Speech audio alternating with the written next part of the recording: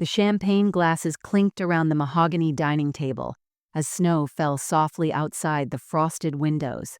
Christmas lights twinkled on the tree in the corner, casting a warm glow over the scene that should have been perfect. My son Daniel sat across from me, his phone lighting up with an email notification. I watched his face transform from curiosity to confusion, then to something that looked like fear. His wife Jennifer leaned over to see what he was reading, and her hand flew to her mouth. The cheerful conversation around the table died as everyone noticed the sudden shift in energy. "Mom," Daniel said, his voice barely above a whisper, his hands trembling as he held his phone. "There's been a mistake with my DNA results." The room went completely silent.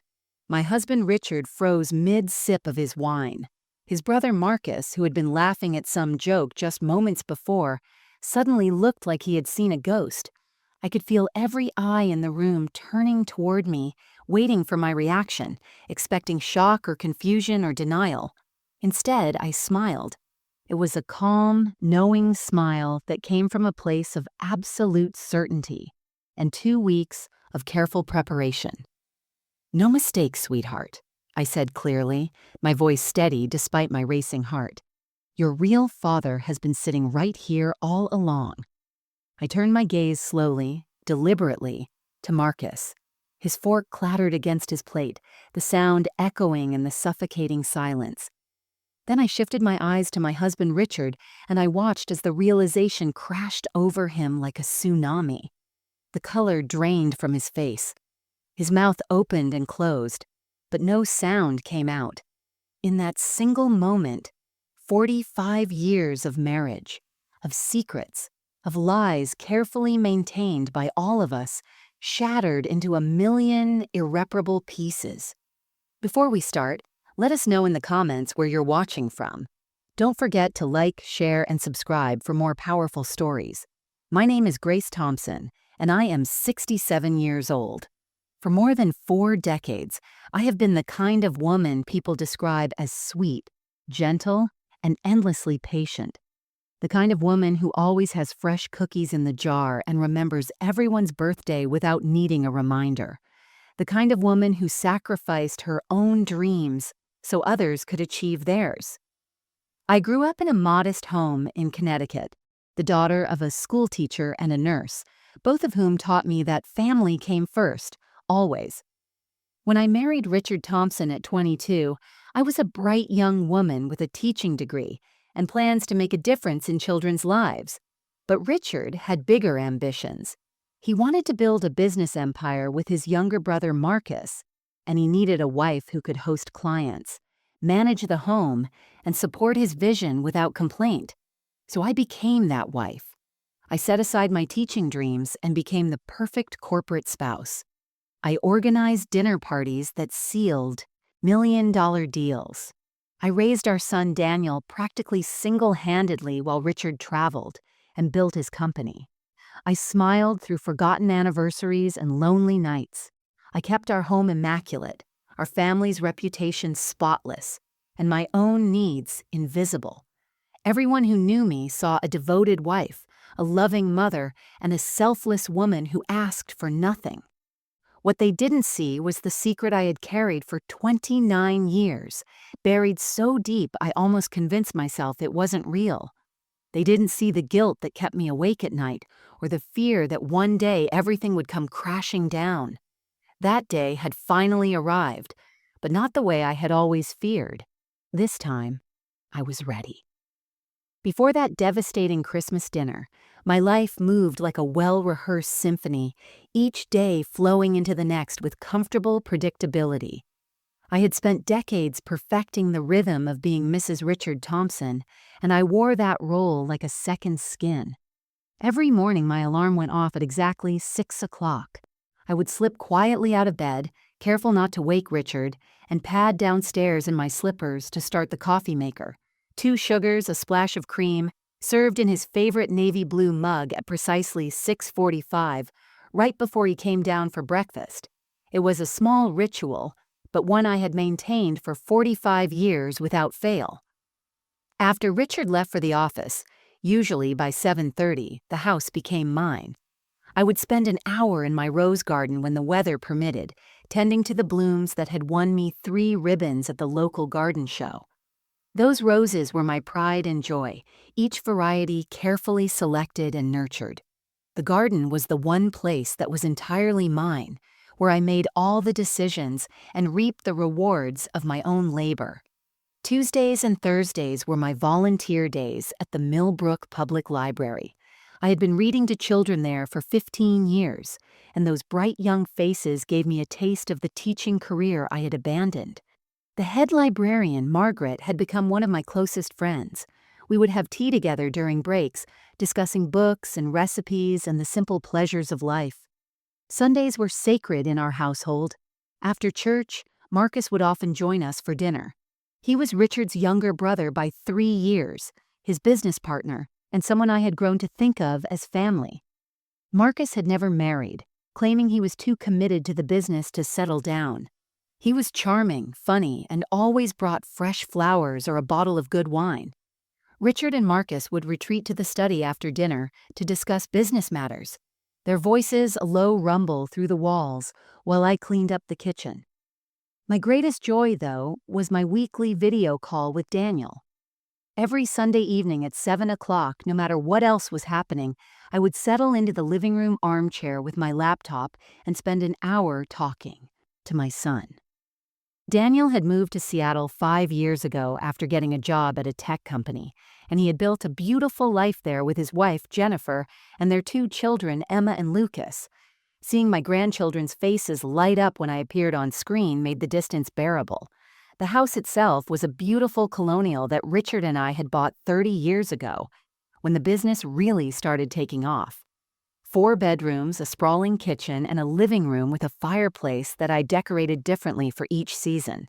The walls were covered with family photographs chronicling our life together from our wedding day to Daniel's graduation to the grandchildren's first birthdays. Richard and I had settled into the kind of comfortable companionship that many long-married couples achieve. We didn't talk as much as we used to, but we coexisted peacefully. He provided well, I maintained our home and social standing. To anyone looking from the outside, we were the picture of a successful, stable marriage. I had convinced myself that this was enough, that this quiet, predictable life was what happiness looked like after 45 years. I had no idea that beneath the surface of my carefully maintained routine, devastating secrets were about to explode and destroy everything I thought I knew. It started 3 weeks before Christmas, with something so small I almost dismissed it entirely. I had been carrying a cup of Earl Grey tea up to Richard's study, something I did every afternoon around 3 o'clock. It was another one of our quiet rituals, a small gesture of care that I had maintained throughout our marriage. The study door was slightly ajar, and I could hear the soft clicking of his keyboard as I approached. I pushed the door open with my hip, balancing the tea and a small plate of the shortbread cookies I had baked that morning. "Richard, I brought you some," I started to say, but I never finished the sentence. The moment he saw me, Richard's hand flew to his mouse and he clicked frantically, minimizing whatever had been on his computer screen. The movement was so fast, so panicked, that it sent a jolt of alarm through my chest. In 45 years of marriage, I had never seen him react that way to my presence. "Grace," he said sharply, his voice carrying an edge I rarely heard directed at me. "You need to knock before entering. I've told you that." I stood frozen in the doorway, the teacup trembling slightly in my hand. "The door was open," I said quietly. "I'm sorry. I didn't realize you were working on something private." He ran his hand through his graying hair and exhaled heavily, his face softening slightly but his eyes remaining guarded. "It's fine. Just sensitive business matters. Client confidentiality. You understand." I set the tea on his desk and left without another word, but my mind was racing. In all our years together, Richard had never been secretive about his work. He often left files open on his desk, took calls on speakerphone while I was in the room. What could possibly be so confidential that he couldn't risk me catching a glimpse of his computer screen? That evening, around 8 o'clock, I was folding laundry in the bedroom when I heard voices coming from the garage, male voices speaking in hushed, urgent tones. I walked quietly down the hallway and recognized them immediately. Richard and Marcus. They were supposed to be watching the basketball game in the living room, but instead they had retreated to the garage for a private conversation. I moved closer to the door, my heart pounding, feeling guilty for eavesdropping but unable to stop myself. I couldn't make out specific words, just the tone. Serious, conspiratorial, tense. Then I heard my name. "Grace doesn't," Richard said, and then their voices dropped even lower. I quickly stepped back from the door, not wanting to be caught listening. A moment later, the garage door opened and both men emerged. Marcus saw me first, standing in the hallway with a basket of towels in my arms, and something flickered across his face. It was an expression I had never seen from him before. Pity, maybe, or guilt. He quickly masked it with his usual warm smile. "Grace. There you are. I was just heading out," he said, his voice overly cheerful. Richard's expression was unreadable as he walked past me toward the living room without a word. That night, I lay awake long after Richard had fallen asleep beside me. I kept replaying those two moments. The panicked click of his mouse, the way they had been whispering about me in the garage, the way Marcus had looked at me like I was something fragile that might break. Something was wrong. I could feel it in my bones. The next morning, I woke up determined to push away the uneasy feelings that had kept me tossing and turning all night. I told myself I was being ridiculous, paranoid even. Richard and I had been married for 45 years. Surely I had earned the right to trust him, to give him the benefit of the doubt. Whatever I had witnessed the day before had a perfectly reasonable explanation. Over breakfast, I mentioned it as casually as I could manage, keeping my tone light and conversational. "You and Marcus seemed pretty intense in the garage last night," I said, pouring him a second cup of coffee. "Everything okay with the business?" Richard barely looked up from his newspaper. "Just some complicated negotiations with a potential investor. Nothing for you to worry about. Marcus and I needed to strategize privately." His answer was smooth, practiced, completely reasonable. I smiled and nodded, relief washing over me. Of course it was business. What else would it be? I felt foolish for letting my imagination run wild. I threw myself into Christmas preparations with renewed energy, channeling all my anxiety into productive activity. The house needed to be perfect for Daniel's visit. I spent hours decorating, hanging garland on the staircase banister, arranging poinsettias on every available surface, and setting up the nativity scene that had been in my family for 3 generations. Every ornament I hung on the tree was a memory, a piece of our family history. This was real. This was what mattered. When I caught Richard and Marcus exchanging a meaningful glance during our Sunday dinner the following week, I convinced myself it was just the natural communication between brothers who had worked together for decades. They had their own language, their own shorthand. It didn't mean anything sinister. Richard started taking more phone calls in his car, sitting in the driveway for 20 or 30 minutes at a time. When I asked about it one evening, he explained that the client he was trying to land was in a different time zone and valued privacy. "I don't want to disturb you with boring business talk," he said, kissing my forehead. It was a thoughtful explanation. I chose to believe it. I had built my entire adult life around being the supportive wife, the woman who made things easier for everyone else. To start questioning Richard now felt like questioning every choice I had made since I was 22 years old. If I couldn't trust my husband, what did that say about the past 4.5 decades? What did that say about me and my judgment? So I baked. I baked Christmas cookies in every variety: gingerbread men, sugar cookies shaped like snowflakes, chocolate crinkles, peppermint bark. I wrapped presents with meticulous care, each bow perfectly tied, each tag written in my best handwriting. I planned the Christmas menu down to the smallest detail, making sure to include all of Daniel's childhood favorites. Every time doubt crept into my mind like cold air under a door, I silenced it with memories. I remembered Richard surprising me with roses on our 20th anniversary. I thought about the way he had held my hand in the hospital when Daniel was born. I recalled the life we had built together, the home, the family, the years of partnership. Denial was warm and comfortable. Denial allowed me to keep believing in the life I had worked so hard to create. The alternative, the possibility that something was fundamentally wrong, was too terrifying to contemplate. So I chose not to contemplate it. I chose to believe everything was fine. 2 weeks before Christmas, I was doing what I had done countless times before, organizing Richard's closet for the winter season. It was a Saturday morning, and he had left early for a round of golf with some business associates. I moved methodically through his wardrobe, switching out lighter jackets for heavier winter coats, checking pockets for forgotten items before sending things to the dry cleaner. His charcoal gray blazer, the one he wore to important meetings, needed pressing. I reached into the inside pocket to make sure it was empty, and my fingers brushed against a small envelope. I pulled it out, expecting to find a business card or perhaps a receipt from a restaurant. What I found made my blood run cold. The envelope was addressed to Richard Thompson, but not to our home address. Instead, it was sent to a P.O. box I had never heard of.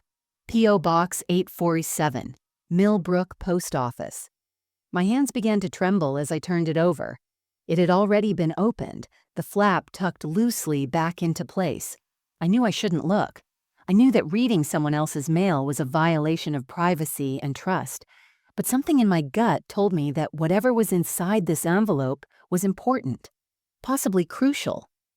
With shaking fingers, I pulled out the contents.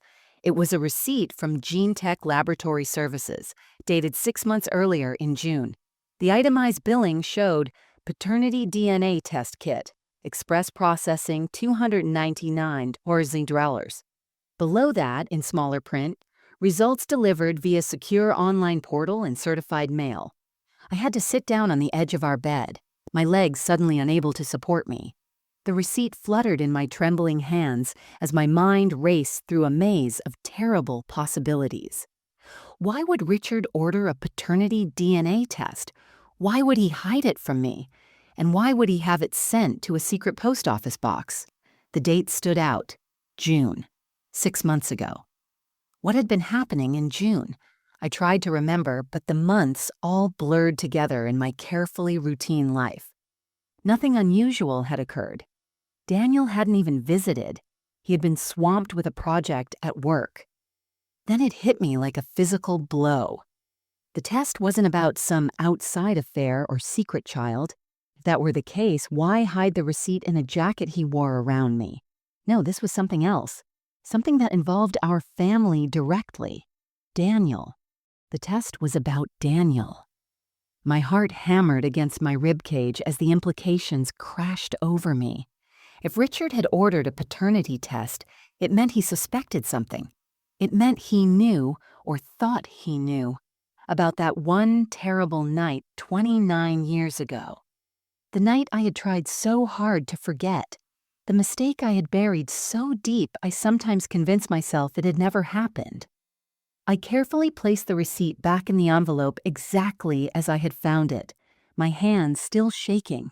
I tucked it back into the blazer pocket, making sure it was positioned the same way. I couldn't let Richard know I had discovered it. Not yet. Not until I understood what this meant, what he knew, what he was planning. I continued organizing the closet on autopilot, my mind screaming while my hands performed familiar tasks. When Richard came home from golf that afternoon, smiling and relaxed, I greeted him normally. I asked about his game. I served him lunch. But inside, I was falling apart. The foundation of my carefully constructed denial had just developed a massive crack, and I could feel everything beginning to crumble. Christmas Day arrived with a fresh blanket of snow covering the lawn, the kind of picturesque winter scene that belonged on a greeting card. I had been awake since 5 in the morning, basting the turkey, setting the table with our finest china, arranging centerpieces with sprigs of holly and pine cones I had collected from the backyard. Everything had to be perfect. even though my hands shook every time I thought about what I was about to do. Daniel and his family had arrived the night before, their laughter and the children's excitement filling the house with warmth. Marcus showed up at noon with his usual offerings, expensive Bordeaux, and a beautifully wrapped gift. To anyone watching, we were the picture of a happy family gathering. No one could see the storm brewing beneath my calm exterior. After suggesting the DNA test kits as a fun family activity 2 weeks earlier, I had ordered them for everyone. "It'll be interesting to see our ancestry breakdown," I had said brightly. "Maybe we have some unexpected heritage." Richard had looked uncomfortable but couldn't refuse without raising suspicion. Marcus had gone pale but forced a smile. I knew they both had secrets. Now I was going to drag those secrets into the light. We were halfway through Christmas dinner, the turkey carved and plates full, when Daniel's phone buzzed on the table. He had opted for the express digital results, eager to see the findings. I watched him pick up his phone, watched his expression shift from curiosity to confusion as he read the email. His wife Jennifer leaned over, her eyes widening as she scanned the screen. The cheerful conversation around the table died instantly. Emma and Lucas, sensing the sudden tension, stopped playing with their new toys. Richard set down his wineglass with a heavy thud. Marcus froze with his fork halfway to his mouth. "Mom," Daniel said, his voice barely audible, cracking with emotion. "There's been a mistake with my DNA results. It says Dad isn't my biological father." Every eye in the room turned to me. I could feel the weight of their stares, the expectation of shock, denial, tears. My heart was pounding so hard I could hear it in my ears, but I had rehearsed this moment in my mind 100 times over the past 2 weeks. I set down my napkin with deliberate calm and looked directly at my son. "No mistake, sweetheart," I said, my voice steady and clear. "Your real father has been sitting right here all along." I turned my gaze to Marcus, whose face had drained of all color. His fork clattered against his plate, the sound sharp and final in the suffocating silence. Then I shifted my eyes to Richard, and I watched the realization detonate behind his eyes like a bomb going off. His chair scraped violently backward as he stood, nearly toppling over. "What?" The word came out strangled, disbelieving. "Marcus? You and Marcus?" "It was one night," I said quietly, my voice trembling now despite my efforts to stay composed. 29 years ago. You had forgotten our anniversary to close a deal in Chicago. You were gone for a week. Marcus came to check on me, and I was lonely and hurt, and we made a terrible mistake." Daniel looked between me and Marcus, his face a mask of shock and betrayal. Jennifer had her hand over her mouth, tears streaming down her cheeks. The children began to cry, frightened by the adults' reactions. Richard's face had turned crimson, rage and humiliation warring for dominance. "You lied to me for 29 years. "No," I said, standing now to face him. "You've known for much longer than you're admitting. Haven't you, Richard?" Richard's face went from crimson to ashen in an instant. His mouth opened and closed, but no words came out. That moment of hesitation, that flicker of guilt in his eyes, told me everything I needed to know. My gamble had paid off. He had known. "I found the receipt, Richard," I said, my voice growing stronger with each word. "The DNA test from GeneTech Laboratory dated 6 months ago. The one you had sent to a secret P.O. box that your wife of 45 years knew nothing about." Jennifer quickly ushered the crying children out of the dining room. Their small voices faded down the hallway as she closed the door behind them, leaving just the 5 of us in the wreckage of Christmas dinner. "You've known for months," I continued, watching Richard's expression confirm my suspicion. "Maybe longer, and you said nothing. You sat across from me at breakfast every morning, slept next to me every night, and said absolutely nothing." "Grace, I can explain." Richard started, but I held up my hand.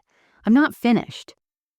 I reached into the pocket of my cardigan and pulled out a folded document. My hands were steadier now, fueled by righteous anger rather than fear. You see, after I found that receipt 2 weeks ago, I did something I never thought I would do. I hired a private investigator. Marcus made a sound like a wounded animal. Richard's eyes widened with something that looked like panic. Her name is Patricia Chen, and she's very thorough, I continued, unfolding the papers. Would you like to know what she discovered? Or should I just tell everyone myself? Mom, what's going on? Daniel asked, his voice raw with emotion. He looked devastated, his entire identity clearly crumbling before his eyes. I softened my tone as I looked at my son. Sweetheart, your father, Richard, has known you weren't his biological son for at least 15 years. Maybe longer. 15 years? Daniel's voice cracked. How? Patricia found records of a DNA test Richard commissioned when you were 12 years old. He used samples from your toothbrush, compared them to his own. He's known the truth since you were in middle school. The room erupted. Daniel stood abruptly, his chair falling backward. You knew? All this time you knew and you never said anything? You let me call you Dad. You came to my graduation, my wedding, you held my children, and all of it was a lie? It wasn't like that, Richard said desperately, but his words sounded hollow even to his own ears. Then what was it like? I demanded, because Patricia also found something else. Email correspondence between you and Marcus dating back 3 years. Want to know what you two have been planning? Marcus finally spoke, his voice barely a whisper. Grace, please. You were going to use the DNA evidence to contest your will, I said, looking directly at Richard. You were planning to publicly expose the affair, divorce me without a settlement, and restructure the entire family business to exclude Daniel from any inheritance. You were going to humiliate me, destroy our son's future, and keep the Thompson empire intact for yourself alone. I turned to Marcus. And you, the loving uncle, were complicit in all of it. You were willing to rob your own biological son of his birthright to protect your precious business partnership with your brother. I didn't know what else to do, Marcus said, his voice breaking. Richard found out years ago, and he threatened to destroy me, to destroy the company we built together if I ever told anyone. He's been holding this over my head, using it to control me. So you chose the business over your son, I said coldly. Richard slammed his fist on the table, making the dishes rattle. That business is everything. I built it from nothing. I'm not going to let some bastard child. The slap came before I even realized I had raised my hand. The sound cracked through the room like a gunshot. Richard's head snapped to the side, a red mark blooming on his cheek. Don't you ever call him that again, I said, my voice deadly quiet. Daniel is my son. I raised him. I loved him. I sacrificed everything for him. You were just a man who paid the bills and plotted in secret. I looked around at the ruins of our family, at the destroyed Christmas dinner, at the faces of 3 men who had all betrayed me in different ways. I want a divorce, Richard, and I'm going to take you for everything you've got. The house emptied quickly after that. Daniel left with Jennifer and the children, his face a mask of devastation and confusion. He hugged me tightly before he went, whispering, I need time to process this, Mom. And I understood. Marcus lingered by the door, trying to speak to Daniel, trying to explain, but my son couldn't even look at him. Richard stormed upstairs and locked himself in the guest bedroom, the coward unable to face what he had created. And then I was alone. I stood in the dining room surrounded by the ruins of Christmas. The turkey I had woken up at 5 a.m. to prepare sat half-carved on the table, the meat growing cold and dry. Mashed potatoes congealed in the serving bowl. The cranberry sauce I had made from scratch, using my grandmother's recipe, sat untouched. Presents wrapped in beautiful paper with perfect bows still sat under the tree, gifts that would never be opened with joy and laughter as I had imagined. I walked slowly to the kitchen and looked at the pie cooling on the counter. Apple pie. Daniel's favorite since he was 5 years old. I had peeled and sliced every apple by hand, crimped the edges of the crust with my fingers, the way my mother had taught me. For what? For this. My legs gave out, and I sank to the kitchen floor, my back against the cabinet. The tears came then, not delicate or graceful, but ugly, wrenching sobs that shook my entire body. I cried for the family I thought I had. I cried for the lie I had been living. I cried for my son, whose entire identity had been shattered on Christmas Day. But most of all, I cried for myself. For the young woman I had been at 22, full of dreams and ambition, who had set aside her teaching degree to support a man who would one day plot her destruction. For the 45 years I had given to a marriage that had been hollow for longer than I wanted to admit. I thought back to that night 29 years ago, the night that had changed everything. Richard had been in Chicago for our anniversary, closing some deal he claimed was too important to reschedule.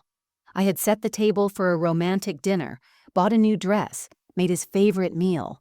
When he called at 9 o'clock to say he wouldn't be home for 3 more days, I had felt so small, so invisible, so utterly unimportant. Marcus had stopped by to drop off some documents Richard needed. He found me crying at the kitchen table, the candles burned down to nothing, the dinner cold and uneaten. He was kind. He listened.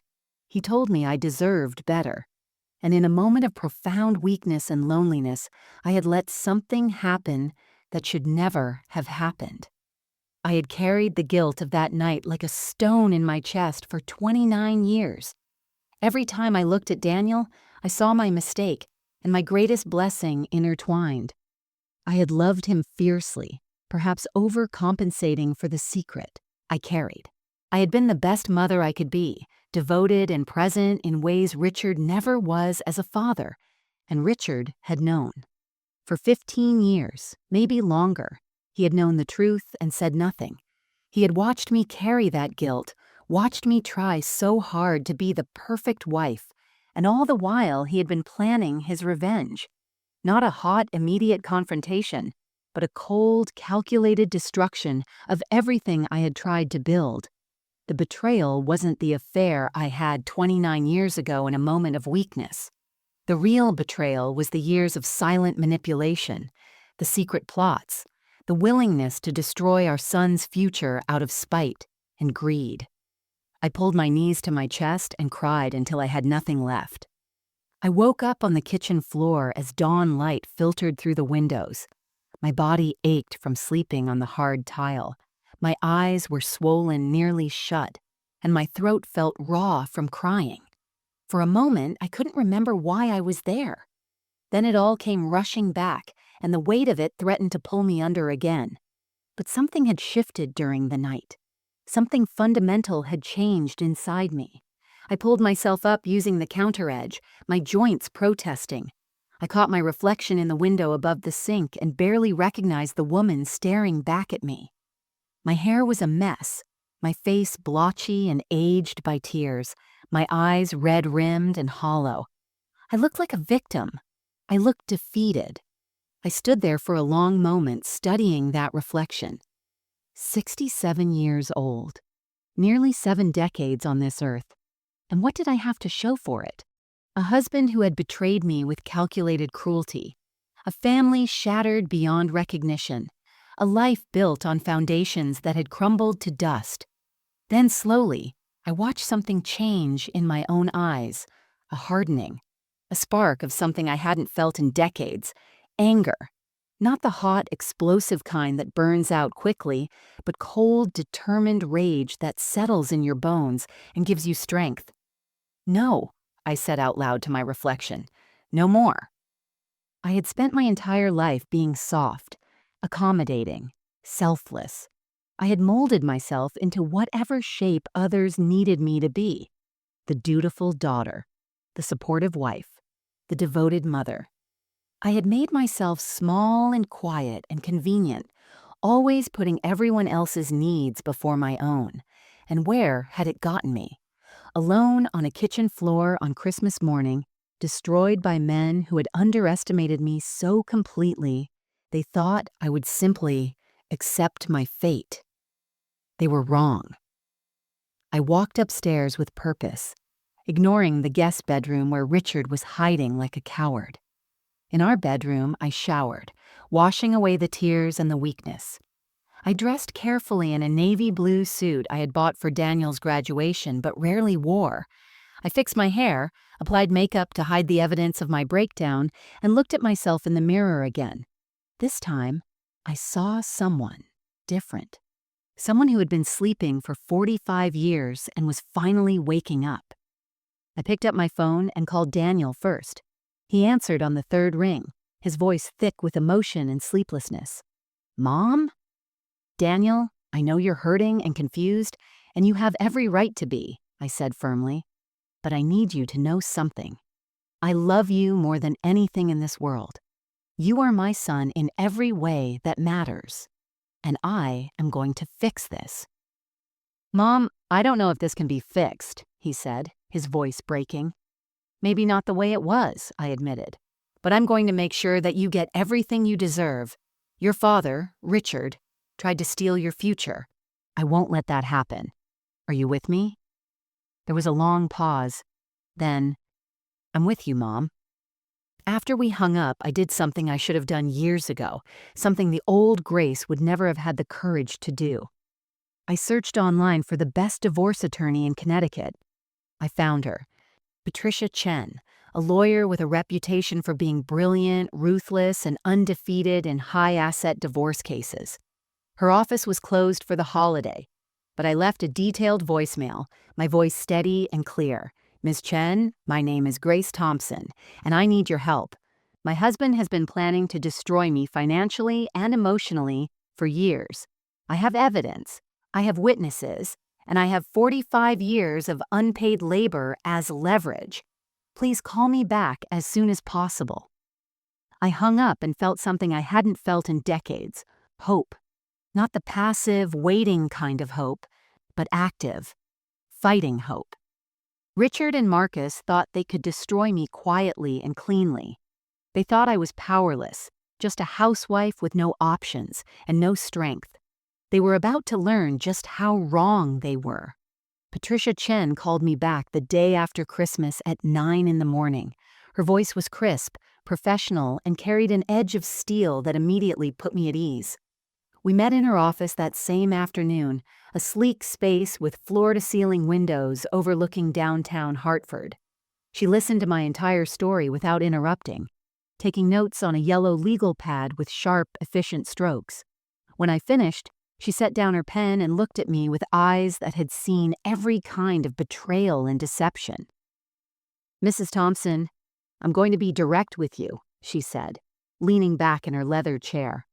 "Your husband and his brother made a critical mistake. They assumed you were powerless.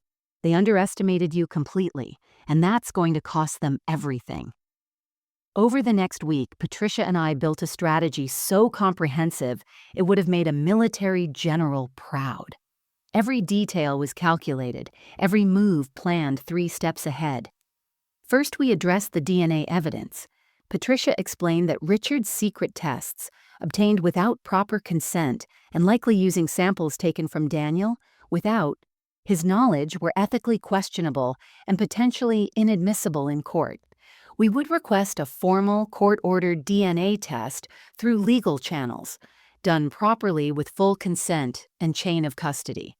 This would invalidate anything Richard tried to present and demonstrate his underhanded tactics.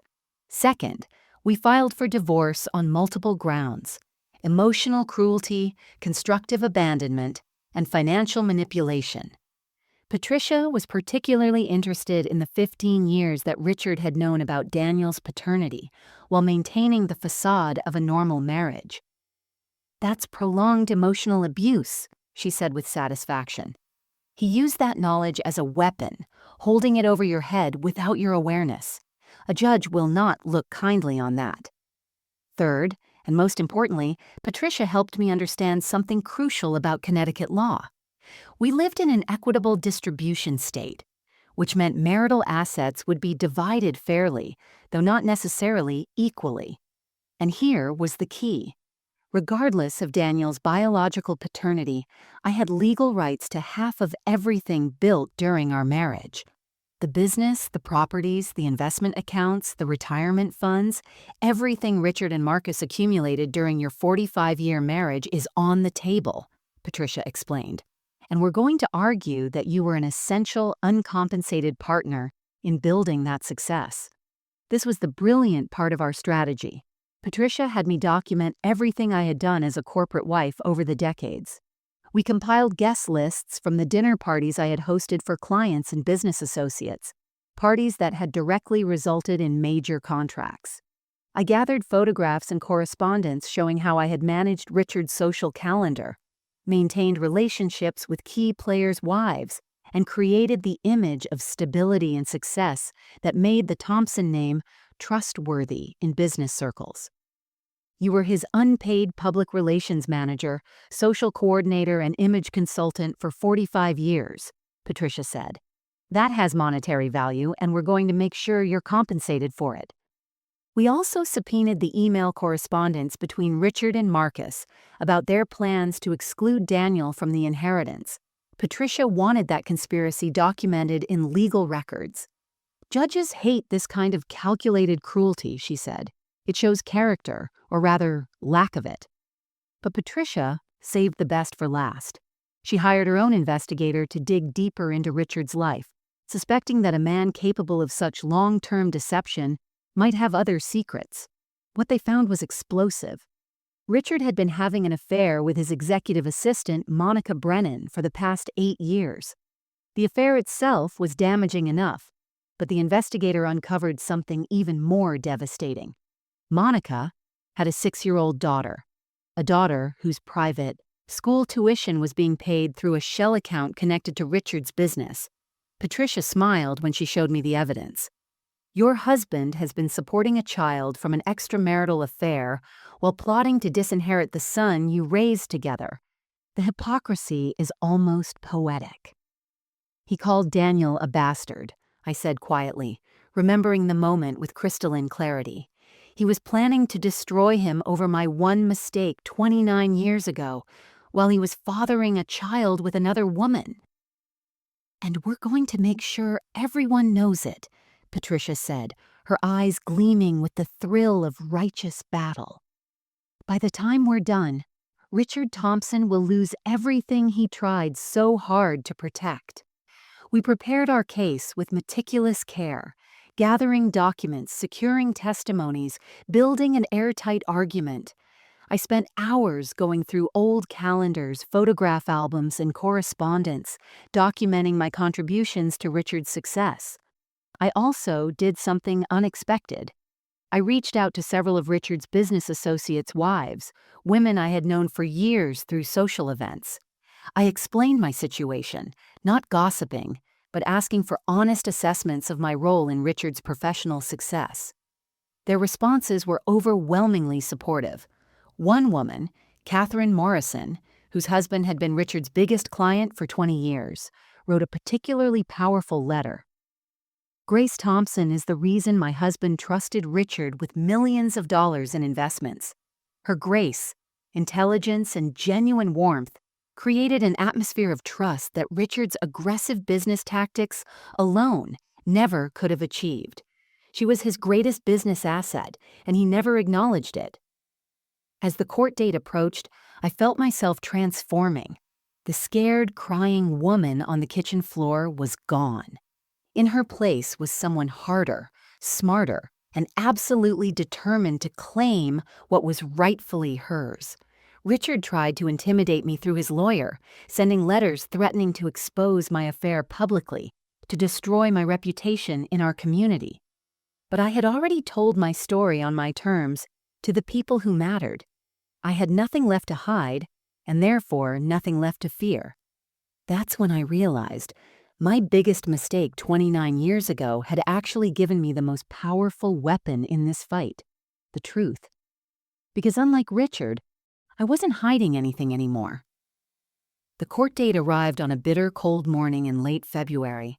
I woke up at 5, unable to sleep, and dressed with the same care I had once taken for Richard's most important business dinners. A charcoal gray suit, pearl earrings that had belonged to my mother, and low heels that were both professional and comfortable. Patricia had coached me thoroughly, appeared dignified, controlled, sympathetic, but strong. Daniel arrived at my apartment, a modest 2-bedroom I had rented after moving out of the family home, at 7:30 to drive me to the courthouse. He looked tired, older somehow, like the past 2 months had aged him years. We were still navigating our new relationship, still processing the earthquake that had shattered our family. But he had stood by me without wavering. "You ready for this, Mom?" he asked as we pulled into the courthouse parking lot. I looked at the imposing granite building, at the reporters already gathering on the steps. The Thompson divorce had become local news, a scandal too juicy for the media to ignore, and took a deep breath. I've been ready for this my entire life. I just didn't know it until now. The courtroom was already filling when we arrived. Patricia met us in the hallway, her briefcase in one hand and a coffee in the other. She looked calm, almost relaxed, like a surgeon about to perform a routine operation. "Their team arrived 15 minutes ago," she said quietly. "Richard has 3 lawyers with him. Very expensive, very aggressive. They're planning to bury you in character assassination." "Let them try," I said, and I meant it. As we entered the courtroom, I saw Richard for the first time since Christmas. He sat at the defendant's table in an expensive suit, flanked by his legal team like bodyguards. He looked thinner, harder, his face drawn with stress and anger. When our eyes met, I saw hatred there, pure and undisguised. The mask had finally come off. Marcus sat in the back row, his presence a testament to how intertwined this mess had become. He looked miserable, avoiding eye contact with everyone. Good. He deserved every moment of his discomfort. The gallery was packed. I recognized neighbors, members of our church, business associates of Richard's, and several reporters with notebooks ready. Catherine Morrison sat 3 rows back, offering me an encouraging nod. Other wives from our social circle were scattered throughout the room, their presence a silent show of support that meant more than they could know. Richard's lead attorney, a sharp-faced man named Gerald Hutchins with a reputation for vicious cross-examinations, opened with exactly the strategy Patricia had predicted. He painted me as an unfaithful wife who had deceived his client for nearly 3 decades, who had allowed another man's child to be raised as a Thompson, who had lived in luxury on Richard's hard work while harboring a shameful secret. "My client is the victim here," Hutchins declared, his voice dripping with righteous indignation. A man who provided everything for his family, who worked tirelessly to build a successful business, only to discover that the son he raised, the boy he loved and invested in, wasn't even his own flesh and blood. Mrs. Thompson's betrayal is so profound, so calculated that she deserves nothing from this marriage except the shame she has earned. I sat perfectly still through it all, my hands folded in my lap, my expression neutral. Patricia had warned me this would happen. "They're going to try to make you the villain," she had said. "Let them, because when it's our turn, we're going to show everyone who the real villain is." Several people in the gallery shifted uncomfortably during Hutchins's speech. I could feel their eyes on me, judging, weighing, deciding. This was Richard's play. Destroy my character so thoroughly that the judge would have no sympathy for me. When Hutchins finally sat down, looking satisfied with his performance, Judge Maria Santos looked at Patricia with raised eyebrows. "Miss Chen, I assume you have a response to these allegations?" Patricia stood slowly, deliberately, and smiled. It wasn't a warm smile. It was the smile of a shark that had just spotted blood in the water. "Your Honor," she said, her voice clear and confident, "I have much more than a response. I have evidence that will completely reframe this entire case. Evidence that will show the court exactly who the real victim is and exactly how calculated and cruel the true betrayal has been. She paused, letting the tension build in the courtroom. If it pleases the court, I'd like to begin by presenting evidence that Mr. Thompson has known about Daniel's paternity for a minimum of 15 years. The courtroom erupted in whispers. Richard's face went pale. Hutchins shot to his feet, objecting, but Judge Santos silenced him with a raised hand. "I'll allow it," she said, her eyes sharp with interest. "Proceed, Ms. Chen." Patricia opened her briefcase, and I knew that everything was about to change. Patricia walked to the center of the courtroom with a folder in her hands, moving with the confidence of someone holding all the winning cards. She approached the bench and handed Judge Santos a stack of documents, then distributed copies to Richard's legal team. I watched Hutchins's face as he scanned the first page, saw his expression shift from confidence to concern. "Your Honor, what you're looking at is a DNA test commissioned by Richard Thompson in July of 2010, when his son Daniel was 12 years old," Patricia began, her voice carrying clearly through the now silent courtroom. "This test was conducted by a private laboratory in Boston, using samples Mr. Thompson obtained from his son without consent or knowledge. The results confirmed that Daniel was not his biological child." She let that sink in before continuing. "That was 15 years ago. Mr. Thompson has known the truth for a decade and a half. During that time, he continued to play the role of father, attended graduations and birthdays, walked his son down the aisle at his wedding, all while harboring this knowledge and using it as leverage." Patricia pulled out another document. "These are email correspondences between Richard Thompson and his brother Marcus Thompson, dating back 3 years. In them, the brothers discuss in explicit detail their plan to use the DNA evidence to contest Richard's will, to publicly expose the affair, and to systematically exclude Daniel from any inheritance from the family business." The courtroom erupted in murmurs. Judge Santos had to bang her gavel twice for order. I watched Richard's face turn crimson, his jaw clenched so tight I thought his teeth might crack. Hutchins was frantically whispering to his associates, clearly blindsided. "So when Mr. Hutchins stands here and talks about betrayal," Patricia continued, her voice rising with controlled passion, "let's be clear about what real betrayal looks like. It's not a one-time mistake made in a moment of loneliness and pain. Real betrayal is 15 years of calculated silence. Real betrayal is plotting to destroy your own son's future out of spite and greed." She paused, then delivered the next blow. "But that's not all, Your Honor." Patricia pulled out another folder, this one noticeably thicker.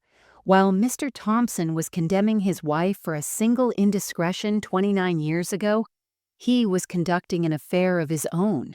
An affair with his executive assistant, Monica Brennan, that has lasted 8 years and counting." The courtroom exploded. Reporters scribbled furiously.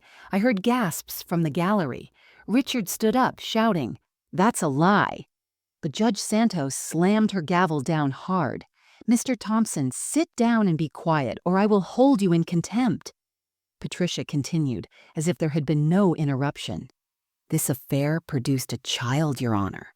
A daughter, now 6 years old. Mr. Thompson has been secretly supporting this child through a shell account connected to his business, paying for private school tuition, medical expenses, and providing monthly payments to Ms. Brennan." She walked closer to Richard's table, her eyes locked on him. "So, let me get this straight, Mr. Thompson. You called the son that Grace raised with devotion and love a bastard on Christmas Day. You planned to disinherit him, humiliate him, and destroy his future because of an affair his mother had once, nearly 3 decades ago. All while you were fathering a child with another woman and hiding it from everyone." Patricia turned back to Judge Santos. "The hypocrisy is staggering, Your Honor, but it gets worse." She presented more documents. Bank records show that Mr. Thompson has been systematically moving marital assets into accounts under his sole name for the past 2 years in preparation for this divorce. He's been planning this for a long time, liquidating investments, transferring money, all while his wife had no idea what was coming. I felt every eye in the courtroom on me now, but the weight was different than before. Not judgment, but sympathy, support, even pity. Your Honor, Grace Thompson made one mistake in 45 years of marriage, Patricia said, her voice softening as she gestured toward me. One night of weakness when she felt invisible and unappreciated. She has spent nearly 3 decades being the best mother she could be, raising a son who grew into a wonderful man despite having a father who was emotionally absent at best and calculatingly cruel at worst. Patricia walked over to our table and placed her hand on my shoulder. I hadn't planned to cry, but tears were streaming down my face now. Not tears of shame, but of relief. The truth was finally out. Richard Thompson is not the victim here, Patricia declared, her voice ringing with conviction. He's the architect of his own destruction. He used his wife's guilt to control her, plotted against his own son, fathered a secret child while condemning his wife's indiscretion, and attempted to steal marital assets that Grace helped build over 4.5 decades of unpaid labor. She turned to face the packed courtroom, addressing not just the judge, but everyone present. This is a man who cares about nothing but money and pride, and today he's going to lose both. The silence that followed was deafening. Judge Santos looked at Richard with an expression of barely concealed disgust. "Mr. Hutchins," she said coldly, "does your client have anything to say in his defense?" Richard stood slowly, his face a mask of rage and humiliation. But before he could speak, I stood as well. "Your Honor," I said, my voice clear and steady, "may I say something?" Judge Santos nodded. "Please, Mrs. Thompson." I looked directly at Richard, and for the first time in 45 years, I spoke to him as an equal, not as a subordinate. I made a mistake 29 years ago, one night of weakness that I have regretted and carried with me every single day. But I loved our son, Daniel, with everything I had. I was present, devoted, and real. You knew the truth for 15 years and chose deception, manipulation, and cruelty. You didn't just betray me. You betrayed the boy who called you dad, who looked up to you, who trusted you. My voice grew stronger. You were going to destroy him to protect your pride and your money. That's not a mistake, Richard. That's evil. And everyone in this room now knows exactly who you really are. The courtroom was utterly silent. Richard's mouth opened, but no words came out. He looked around at the faces staring at him with contempt and disgust, and for the first time, I saw something in his eyes that I had never seen before. Defeat. Judge Santos banged her gavel one final time. "I've heard enough. We'll reconvene in 1 hour for my ruling." As the courtroom cleared, I sat back down, my entire body trembling. Patricia squeezed my hand. "You did beautifully," she whispered. Daniel appeared at my side, wrapping his arms around me. "I'm so proud of you, Mom." And for the first time in months, I felt like maybe, just maybe, everything was going to be okay. 1 hour later, we filed back into the courtroom. The energy had completely shifted. Where Richard had entered that morning with arrogance and 3 high-priced lawyers flanking him like armor, he now sat hunched and deflated, his expensive suit somehow looking cheaper. His legal team wore expressions of resigned defeat, already calculating how to minimize the damage. Judge Santos entered, and we all rose. She settled into her seat with a stack of notes before her, her reading glasses perched on her nose, and surveyed the courtroom with an expression that made Richard visibly shrink. "I've presided over divorce cases for 23 years, she began, her voice measured and authoritative. I've seen every kind of betrayal, every form of deception, every variation of marital breakdown. But this case is particularly egregious in its calculated cruelty and stunning hypocrisy. She looked directly at Richard. Mr. Thompson, you have presented yourself as a victim of your wife's infidelity.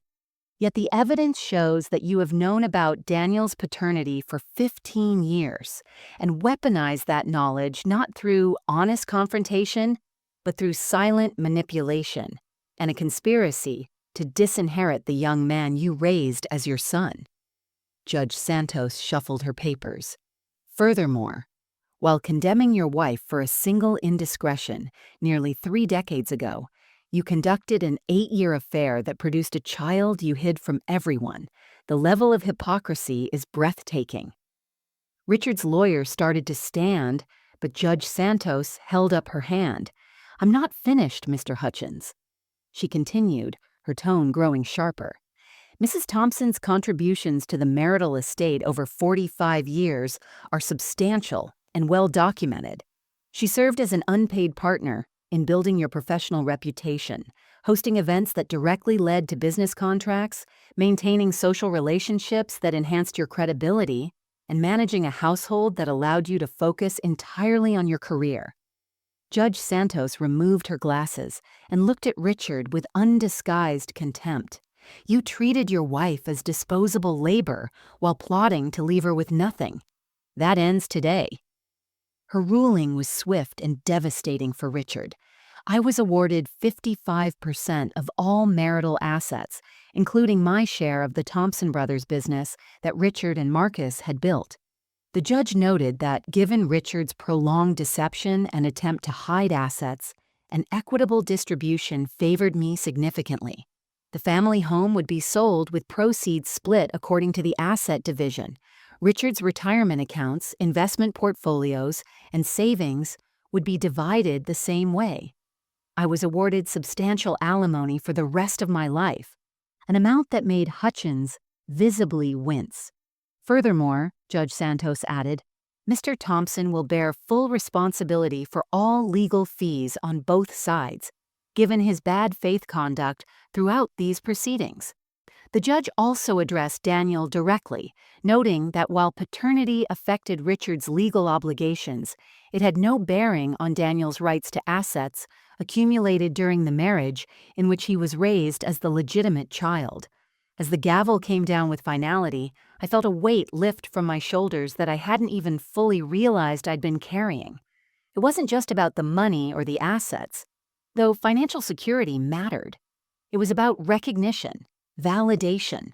The court had seen me, really seen me, and acknowledged that my life's work had value. Richard left the courtroom without looking at me, his lawyers surrounding him like a protective barrier. Marcus tried to approach Daniel in the hallway, but my son held up his hand. Not today, Daniel said firmly. Maybe not ever, but definitely not today. Over the following months, the practical matters of divorce were settled. The house sold quickly to a young family with 3 children. Watching them walk through during the open house, I felt a pang of nostalgia, but also relief. Let new memories replace the old ones. Let laughter fill those rooms again. I moved to Seattle, finding a charming cottage just 20 minutes from Daniel's home. It had a small yard perfect for a new rose garden, a cozy kitchen with windows that caught the morning light, and enough space for Emma and Lucas to have sleepovers with Grandma. The best part? It was entirely mine. Every piece of furniture I chose myself. Every paint color reflected my taste, not Richard's preferences or what looked good for entertaining clients. For the first time in my adult life, I lived in a space that was authentically mine. I enrolled in an online teaching certification program, something I had dreamed about for decades. At 67, I was finally pursuing the career I had set aside at 22. My professors were sometimes younger than my son, but I didn't care. I was hungry to learn, to grow, to become something more than just someone's wife. Daniel and I rebuilt our relationship slowly, honestly. We had long conversations about identity, about fatherhood, about what family really means.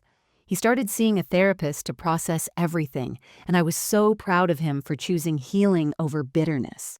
Marcus surprisingly proved himself through consistent, humble effort. He didn't demand a relationship with Daniel. Instead, he showed up. He sent thoughtful gifts for the children. He wrote letters explaining his regret, his cowardice, his genuine love for the son he could never publicly claim. Slowly, tentatively, Daniel began to let him in. Not as a replacement father, but as something new and undefined. On my 68th birthday, Daniel threw me a small party in his backyard. Jennifer made my favorite lemon cake. Emma and Lucas performed a song they'd learned at school. And Marcus was there too, awkward but sincere, bringing flowers and staying quietly on the periphery. As I blew out the candles surrounded by my grandchildren, my son, and even the man whose one moment of weakness with me had created such beautiful chaos, I made a wish. Not for the past to be different, because that pain had led to this moment of hard-won peace, but for the future to continue being truly, authentically mine. For the first time in decades, I felt free. Free from secrets, from shame, from the exhausting performance of being someone I wasn't. I had fought for my dignity and won. I had reclaimed my voice and used it. Richard had tried to destroy me, but instead, he had set me free. Section 14, Closing. Moral Plaza, Call to Action, 580 words. 6 months after the divorce was finalized, I found myself sitting in my new rose garden in Seattle, a cup of tea cooling on the small table beside me. The late afternoon sun filtered through the trees, casting dappled shadows across the freshly planted bushes that would bloom beautifully next spring. Emma and Lucas were inside with Daniel, their laughter drifting through the open kitchen window like music. I thought about the woman I had been on, that Christmas day when everything exploded. I thought about the woman I had been for 45 years before that, small and quiet and so desperate to keep everyone happy that I had forgotten to ask if I was happy. And I thought about who I was becoming now at 68, finally living a life that was authentically my own. Grace's story is not just about betrayal and revenge, though those elements are certainly part of it. It's about something deeper and more universal, the cost of silence and the price we pay when we allow others to define our worth. For 15 years, Richard knew a secret that affected every aspect of our family's life, and he said nothing. Not because he was being kind or merciful, but because silence gave him power. He wielded that secret like a weapon, using it to manipulate, to plan, to control. His silence wasn't peace. It was violence in slow motion. I had kept my own silence too, carrying the guilt of one mistake for nearly 3 decades, letting it shape how small I made myself, how much I was willing to accept, how little I believed I deserved. My silence was born from shame, and it nearly destroyed me. The truth is that loyalty without honesty is not loyalty at all. It's just prolonged betrayal wearing a mask of civility. Richard's silence was more destructive than my mistake had ever been.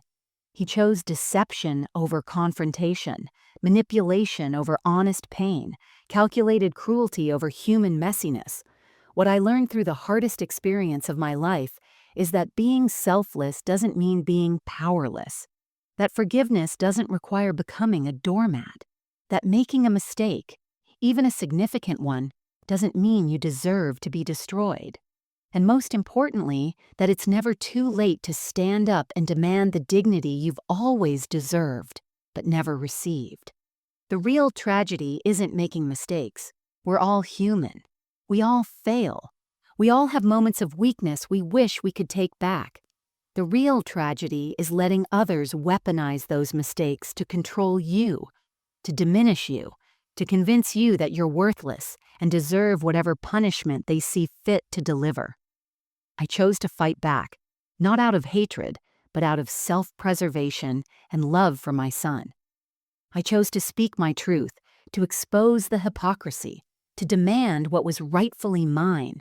And in doing so, I discovered a strength I never knew I possessed. Today, I'm building a life on my own terms. I'm teaching again, mentoring young students online. I'm watching my grandchildren grow up. I'm planting roses that I chose in a garden that belongs only to me. I'm learning that freedom tastes sweeter than security, bought with silence ever did. Richard thought he could erase me, reduce me to nothing, take everything I had helped build and leave me with shame and poverty. Instead, he gave me the greatest gift of all. He freed me from caring what he thought. Now we want to hear from you. If you discovered that your partner had known a devastating secret for years while secretly plotting against you, what would you do? Would you fight back like Grace, demand what's rightfully yours and reclaim your dignity? Or would you walk away quietly and start over? Have you ever had to choose between keeping the peace and standing up for yourself? Share your thoughts in the comments below. Your story matters, and there might be someone reading who needs to hear that they're not alone, that they're stronger than they think, and that it's never too late to fight for the life they deserve. If this story moved you, if Grace's journey from victim to victor resonated with something in your own life, please like this video. Share it with someone who needs to hear that silence isn't always golden, that loyalty requires honesty, and that betrayal comes in many forms, some of them wrapped in years of quiet deception. Subscribe to our channel for more powerful true stories about courage, betrayal, redemption, and the strength it takes to rebuild your life when everything falls apart. Hit that notification bell so you never miss a story that might change how you see your own situation. Remember this: you are not defined by the mistakes you've made. You are defined by how you respond when others try to use those mistakes to destroy you. You are not required to shrink yourself to make room for someone else's cruelty. You are allowed to take up space, to demand respect, to fight for what's yours. Grace Thompson was told for 45 years that her value came from serving others, from staying quiet, from making herself small. At 67 years old, she finally learned the truth. Her value came from within, and no one could take it away unless she let them. Your voice matters, your dignity matters, and you are so much stronger than you think. Thank you for watching, and we'll see you in the next story.